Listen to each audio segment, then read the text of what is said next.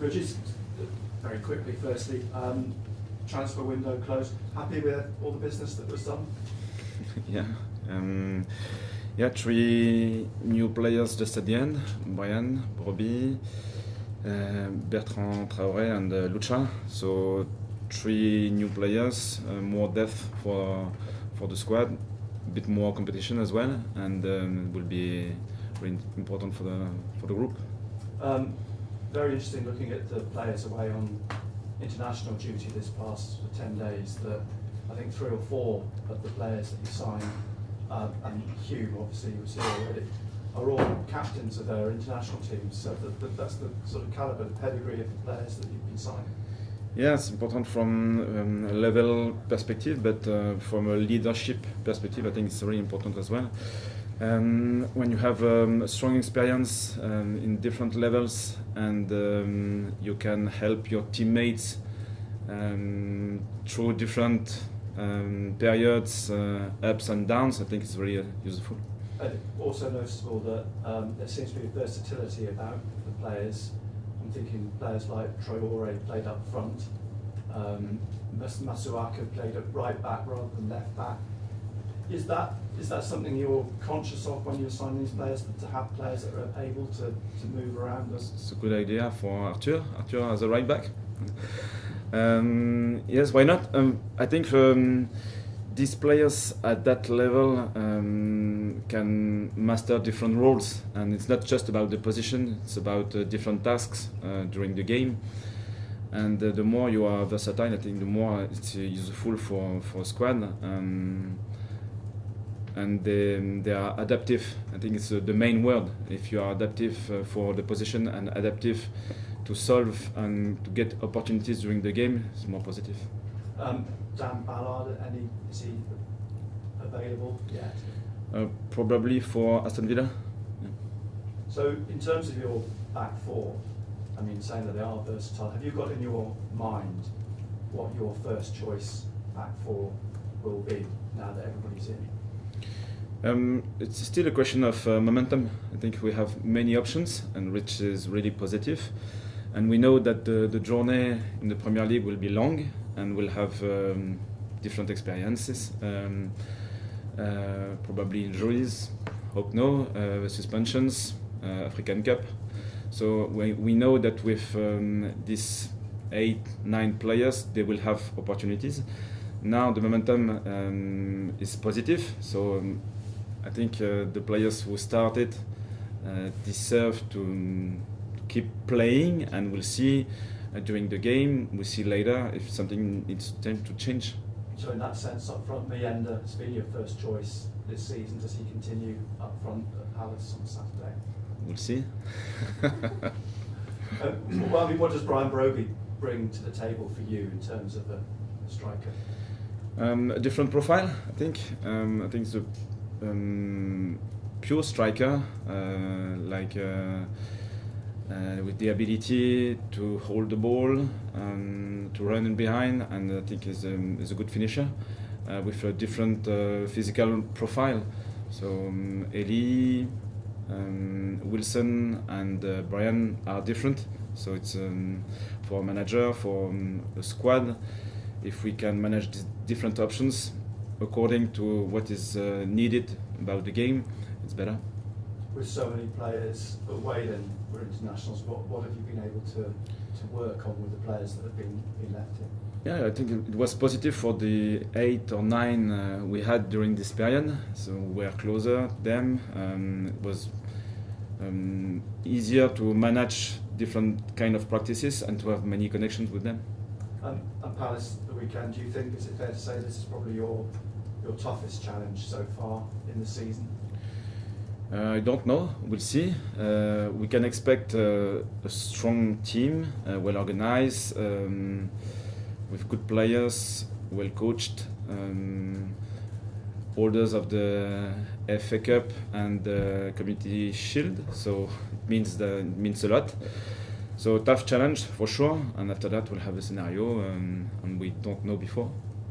And has everybody returned to your knowledge? Okay, everyone all right? No further injuries? No, nothing. And last one from me. Romain Mundell, how far away is he from a return? Probably next international break in October. Yeah. Régis, now it's done, we've heard Christian speak about the transfer window and how successful it's been for Sunderland.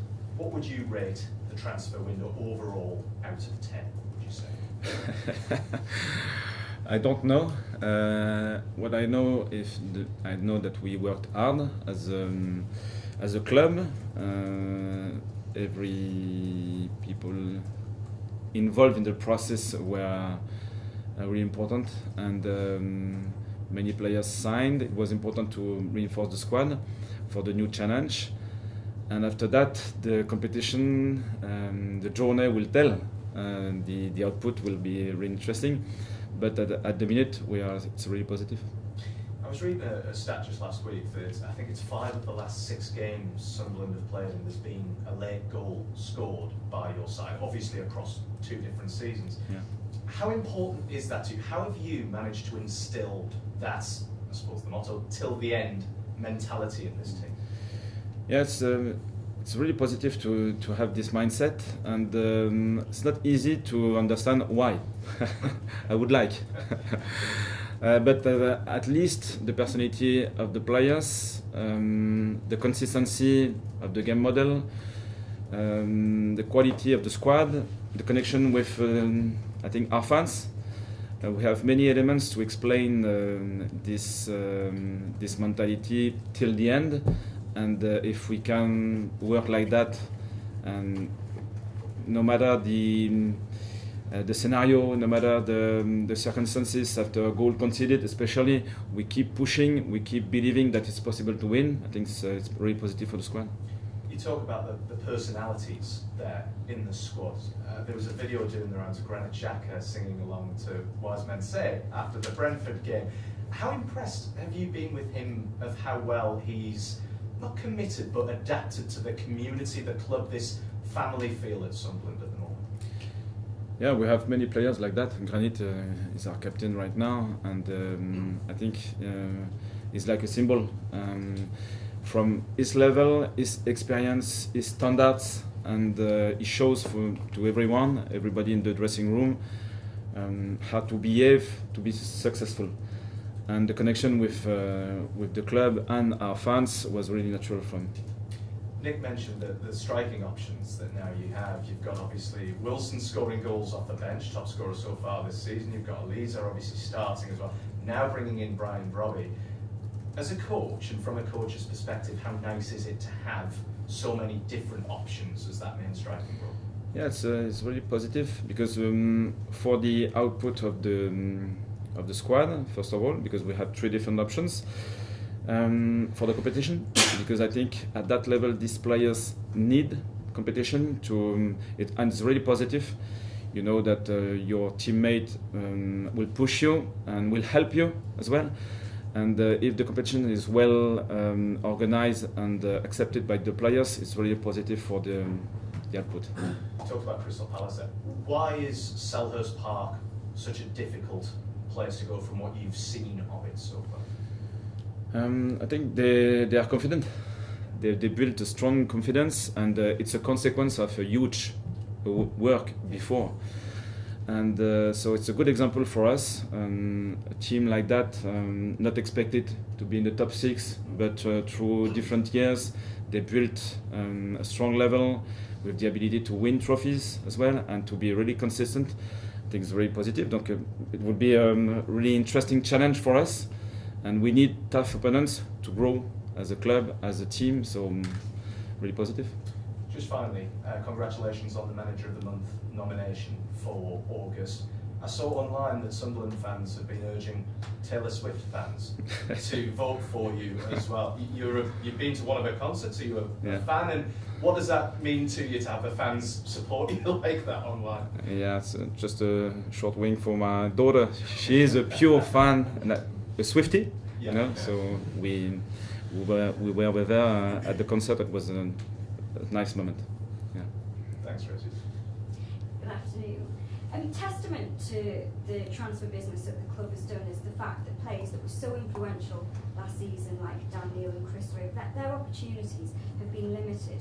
How do you manage that? And I guess, like we're seeing with Wilson Isidore, perhaps not starting is bringing out the best in him, taking those opportunities when he gets them. How are you managing that balance between the players that were here before and the new ones? I think it starts with conversation. It's always like that. So if they are aware of the situation, we have to step up in this Premier League. The gap is huge, and we want to fill this gap, but we need time to do it. We need support with new players, and we need competition. So, for example, we can speak about Enzo. Enzo didn't start.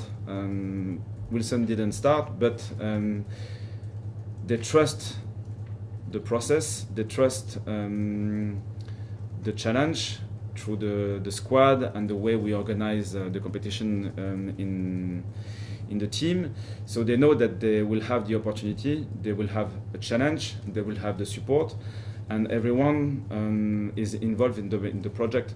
So at the minute, it's not difficult to manage this part. I think perhaps many wider Premier League fans, the media, have been surprised by what a fantastic start to the season Sunderland have had. Has it gone beyond your expectations? I didn't have a specific expectation because we are discovering a new league, so we don't know and we don't have to fix a limit before. Is it up or down? I don't know. So let's work hard.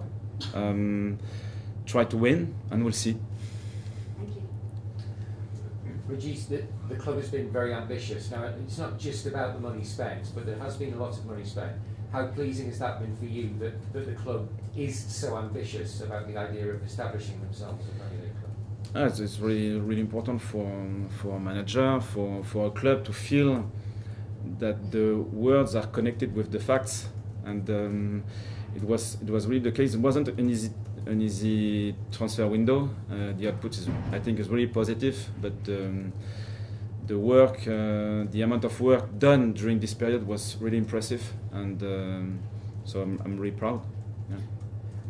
You said, everyone says it's a huge step up. What are the early things you're seeing that make it such a huge step up? What is it about this step that makes it just so much harder to play in the Premier League? So far, it's difficult to say because it's still the beginning of the season. Probably in 10 or 15 games, we'll have a better understanding of the problems in this league. So we need to wait, but we expect different issues. We know that in different squads we have the best of the best for the tactical side. For example, we have the best of the best for the players. They have game changers. One player can decide the output of the game. So we know and we expect that. It didn't happen so far, but we know that it will happen, and how we will react, we'll see. Régis, how have you gone about creating the close-knit feel within this squad, and what is your role in making players feel at home here? It started with the first connection, because I was involved in the process. So I analyzed the player, I spoke with them, so the connection started at that moment, and then they decided to join us. So it was a long process, and then here I think it's just a question of relationship. Try to be close to them, to welcome them, and then to introduce progressively the different layers of the game model, trying to stay simple, because it's not like a big machine. We have to have just 2 or 3 simple rules, and then play and exploit your talent. And given that you've been here over a year now, everything that's been experienced, everything that's been achieved, does this feel like your second home now? Yes, more or less. The time spent here, and I'm feeling really comfortable in this club, so it's easier. Yeah. And obviously we're only 3 games in, nothing's decided yet, but in terms of the feel you get about the club and what's been experienced in the first 3 games, does this feel like it was always meant to be a Premier League club?